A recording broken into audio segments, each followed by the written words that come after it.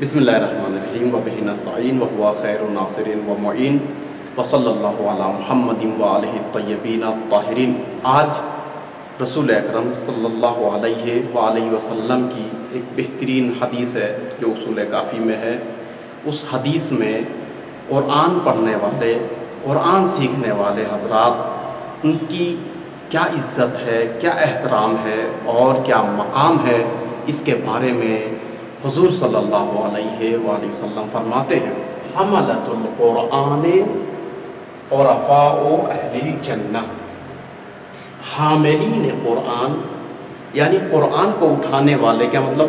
یعنی علوم قرآن، راز قرآن اور قرآن جن کے سینوں میں ہے، یعنی قرآن سمجھنے والے، قرآن پڑھنے والے، حملۃ القرآن ان کو کہا جاتا ہے۔ حاملین قرآن، جنت کے لوگوں میں وہ سب سے عارف ہوں گے۔ ایک دوسرا معنی علماء نے بیان کیا، وہ جنت کے جاننے والوں میں سے ہیں، جنت کے تمام ان لذتوں سے جو واقف ہوگا اور جانکار ہوگا وہ زیادہ لذت اٹھا سکتا ہے، زیادہ لطف لے سکتا ہے۔ لہٰذا رسول اکرم صلی اللہ علیہ وآلہ وسلم نے بہت ہی بہترین حدیث کے ذریعے سے ہمیں سمجھایا کہ حاملین قرآن، قرآن جاننے والے، قرآن پڑھنے والے، قرآن کا گیان رکھنے والے، قرآن کا علم رکھنے والے وہ کیسے ہوں گے، ان کا درجہ آخرت میں کیسا ہوگا۔ تو آپ فرماتے ہیں حملۃ القرآن، حاملین قرآن، قرآن جو اپنے سینوں میں اٹھائے ہوں گے، یعنی قرآن کو پڑھنا جانتے ہیں،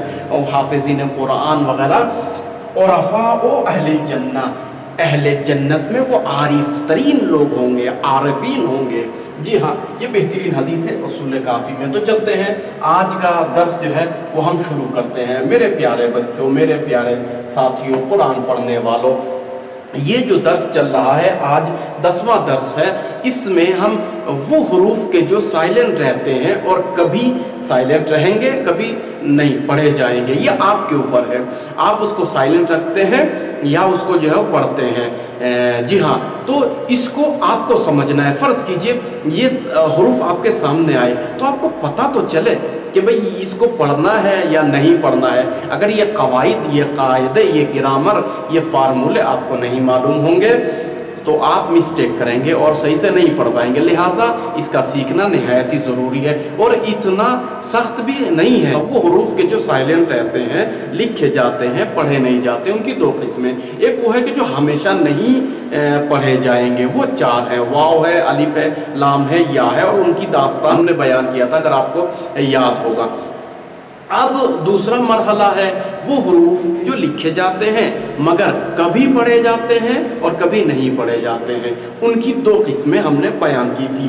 ایک قسم یہ تھا کہ دیکھیے جب بھی الف سے پہلے تنوین فتحہ ہو، جیسے ہدن ہم نے مثال دی تھی، قلیلاً جیسے ہے، تو اگر آپ جو ہے یہاں پر رکیں گے تو قلیلا اس الف مد کر کے آپ پڑھیں گے۔ جی ہاں، اور اگر نہیں گزر جائیں گے، وصل کریں گے دوسرے لفظ سے اور حرف سے، تو یہاں نہیں پڑھا جائے گا۔ دوسرا جو تھا وہ الف وصل کا قاعدہ تھا، الف وصل کا قاعدہ بھی ہم بیان کر چکے۔ چلے آج تیسری قسم ہے، ہم نے یہاں اشارہ اور کنایہ میں لکھا تھا۔ دیکھیے آپ لوگ جانتے ہیں، لہٰذا پھر ایک دفعہ ریورس کر رہا ہوں۔ آپ حروف مدی تو جانتے ہی ہیں۔ حروف مدی کیا ہے؟ الف اور الف سے پہلے اگر فتحہ ہو۔ جی ہاں، حروف مدی کس کو کہتے ہیں؟ اگر واو اور واو سے پہلے اگر کوئی حرف ہو اور اس پہ ضمہ ہو۔ ٹھیک ہے، مثال کے طور پر یہ لام ہے، یہ الف ہے، لا، تو یہ الف مدی ہوتا ہے۔ واو ہے، واو سے پہلے اگر ضمہ ہو، فرض کیجئے یہ نون ہے اور واو ہے، نون، ٹھیک ہے، تو یہ نون جو ہے یہ واو مدی کہا تھا اگر آپ کو یاد ہو۔ اسی طریقے سے یا ہے اور یا سے پہلے کوئی حرف ہے، فرض کیجئے بے ہے یا فے ہے، تو اس کے نیچے کسرہ ہے، تو اس کو کیا بولتے ہیں؟ یا مدی۔ جی ہاں، 3 ہمارے پاس حروف مدی تھے، ایک الف مدی، واو مدی، یا مدی۔ کیا مطلب؟ جب الف سے پہلے فتحہ ہو اور واو سے پہلے ضمہ ہو اور یا سے پہلے کسرہ ہو۔ ہاں، آج گفتگو یہاں تک اگر آپ سمجھ گئے تو اب سنیے، کہتے ہیں کہ اگر حروف مدی کے بعد ایک حمزہ وصل یا الف، ٹھیک ہے، الف سمجھ لیجئے یہ حمزہ وصل ایک ہی بات ہے. اگر وہ الف ہو تو وہ الف پڑھا جائے گا بھی اور پڑھا نہیں بھی جائے گا. جی ہاں، کب پڑھا جائے گا؟ یہ جو ہے اس طریقے سے الف مدی، واو مدی، یا مدی، تو اس کا الف، واو اور یا پڑھا جائے گا جب آپ وقف کریں گے، ٹھہریں گے، رک جائیں گے. نہیں، آپ ملا رہے ہیں اس حرف کو دوسرے حرف کے ذریعے. میں بھی مثال دوں گا، آپ کو سمجھ میں بات آ جائے گی. تو اس وقت آپ ان الف مدی، واو مدی اور یا مدی تینوں کو نہیں پڑھیں گے. فرض کیجئے قرآن مجید کا ایک جملہ ہے، دیکھیے یہ ہا اور آ اس کے اوپر، ٹھیک ہے، ہا کے اوپر فتح ہے تو ہا، اور یہ دال ہے. جی ہاں، اور دال کے اوپر فتح ہے، اور یہاں پر ایک الف ہے، یہاں پر ایک الف ہے. یہ الف چونکہ اس سے پہلے فتح ہے تو اس کو الف مدی کہتے ہیں. ٹھیک ہے، تو اب اس کے بعد ہے الوعدو. الوعدو، جی ہاں، یہ قرآن مجید اس طریقے سے ہم دھیرے دھیرے پڑھنا بھی سیکھ جائیں گے. دیکھیے ھذا الوعد، لہٰذا یہاں پر اگر ہم اس کو پڑھیں گے ملا کر کے، یعنی الوعد، یہ فرض کیجئے الگ ہے مثال کے طور پر، تو اس جملے کو اس جملے سے ملانا چاہیں گے تو کیسے پڑھیں گے؟ ھذا الوعد، تو اس جگہ پر یہ جو الف ہے یہ سائلنٹ ہو جائے گا.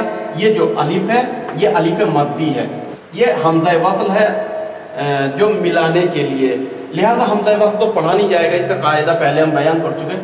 آج اس کی بات ہے. دیکھیے الف مدی وہ ہے کہ جس سے پہلے فتحہ ہو اور وہ ساکن ہو. ٹھیک ہے، اگر ملاتے ہیں کسی کے ساتھ تو یہ الف مدی پڑھا نہیں جائے گا جب آپ اس کو ملائیں گے، لیکن جب رکیں گے، اسٹاپ کریں گے، تب پڑھا جائے گا، یہ کھینچا جائے گا. کیسے؟ دیکھیے ھذا، تو جب ذا ہم کہہ رہے ہیں تو ھذا، ذا کہہ کے لمبا ہم نے کھینچا نا، آ، تو یہ پڑھا جا رہا ہے ھذا. لیکن اگر اس جگہ پر آپ الف مدی کو ملا رہے ہیں دال کو لام سے، تو پھر الف مدی کو نہیں پڑھ سکتے ہیں. جی ہاں، ھذا الوعد، ھذا الوعد. اسی طریقے سے قرآن میں ایک جملہ ہے، یہ فا ہے، یہاں سے یہاں تک میں بہت ایزی لکھ دوں بڑا بڑا کر کے، یہ فا ہے. ٹھیک ہے، اور یہ یا ہے، اس پہ کسرہ ہے، تو یہ کیا ہوگا؟ فی. اور قرآن مجید میں یہاں پر اس طریقے سے لکھا ہے، یہ ساکن ہے، فرض کیجئے ابتغاء، الف پہ کسرہ ہے اور بے ساکن ہے اب، اور تے پہ کسرہ ہے ابتی، اور غیر اور الف ہے، یعنی غین اور الف ہے، اس طریقے سے. تو اس جگہ پر یا اور یا سے پہلے چونکہ کسرہ ہے تو اس یا کو یا مدی کہتے ہیں. لہٰذا جب بھی اس فی اور ابتغاء کو آپ ملائیں گے تو یہ فے بے سے مل جائے گا، اور یہاں پر یہ حمزہ وصل ہو جائے گا. اس طریقے سے حمزہ وصل جو پڑھا نہیں جاتا ہے. لہٰذا اس کی بات آج ہو رہی ہے کہ یہ والا یعنی یا مدی، یعنی یا سے پہلے کسرہ ہے یا مدی اگر ملاتے ہیں کسی جملے سے تو یہ پڑھا نہیں جائے گا. کیسے پڑھیں گے؟ فبتغاء، یعنی فے اس بے سے مل جا رہا ہے، یہ فے بے کے ساتھ مل رہا ہے، فبتغاء، اور یہاں پر یہ یا نہیں پڑھا جا رہا ہے لیکن لکھا ضرور جائے گا. اس کو حروف ناخوانا یعنی سائلنٹ رہنے والا، لکھنے والا مگر پڑھ نہیں سکتے ہیں، نہ پڑھنے والا، یہ یا ہے. ٹھیک ہے، فبتغاء. لیکن اگر یہاں پر ہم رکیں اور اس کو وصل نہ کریں، فی کے اوپر فرض کیجئے ہم قرآن پڑھ رہے ہیں اور ہماری سانس جو ہے وہ نہیں لے پا رہے، اضطراری صورت میں ہم یہاں رک سکتے ہیں. یہ بھی میں بتا دوں آپ کو، ان جگہوں پر آسانی کے ساتھ آپ روک نہیں سکتے ہیں، مگر یہ کہ اضطرار ہو، فرض کیجئے بہت ایمرجنسی کام آ گیا ہو، آپ کو جانا ہو، یا آپ کی نفس اور سانس یہاں تک نہیں کھینچ پا رہا ہے، لہٰذا آپ کو یہاں پر وقف کرنا ہے. تو کیسے پڑھیں گے؟ پھر اس وقت آپ اس کو پڑھیں گے، یعنی وقف کے وقت، وقف کے مطلب ٹھہرنا، وقف کے وقت، توڑنے کے وقت، دو کو الگ الگ بخش کرنے کے وقت آپ اس کو پڑھیں گے یا مدی کو، جیسے یہاں پر ہاذا الوادو، پھر الگ سے اس کے اوپر حمزہ وصل کے اوپر جو ہے ہم لوگ فتح ضمہ کسرہ لائیں گے، اس کو دیکھتے ہوئے کہ اس کا تیسرا حرف کیا ہے، وہ گزشتہ کل بیان کر چکے۔ یہاں بھی اس طریقے سے فی ابتغاء، لیکن اگر رکیں گے فی ابتغاء، کیوں ابتغاء؟ اس لیے کہ الف ایک با دو تا تین، تیسرا حرف چونکہ کسرہ ہے، اس یہاں بھی کسرہ آئے گا۔ اگر ٹھہریں گے تو فی ابتغاء پڑھیں گے، اور نہیں ٹھہریں گے تو یہ پڑھا نہیں جائے گا بلکہ فی ابتغاء۔ اسی طریقے سے واو ہے، واو سے پہلے ضمہ ہے۔ مثال کے طور پر قرآن مجید میں ہے ذل عرش، ذل عرش، جی ہاں دیکھیے یہ دال ہے، دال کے اوپر ضمہ ہے، یہ واو ہے، تو اس واو ہم نے کہا تھا واو کبھی بھی اس سے پہلے ضمہ ہو تو یہ واو مدی ہوتا ہے، یعنی کھینچ کے ذو، جی ہاں۔ تو العرش یہاں پر ہے، شین کا نقطہ بہرحال ہم نے اس طریقے سے لکھا بچوں کو سمجھانے کے لیے، 3 نقطہ ایسے، ٹھیک ہے۔ ذل عرش، جب ہم اس کو ذو کو اور العرش کو ملا کر پڑھیں گے تو یہ واو پڑھا نہیں جائے گا، یہاں پر حمزہ بھی پڑھا نہیں جائے گا، یہ حمزہ وصل ہے۔ یہاں کیسے پڑھیں گے؟ یہ ذال کو لام سے ملا دیں گے اس طریقے سے، ذل عرش، اس طریقے سے آپ پڑھیں گے، واو پڑھا نہیں جائے گا۔ لیکن اگر ذو کہہ کے آپ رکیں گے اضطراری صورت میں، یعنی ایمرجنسی صورت میں وقف کریں گے تو کیا پڑھیں گے؟ ذو العرش، یہ بات آج سمجھ میں آ گئی۔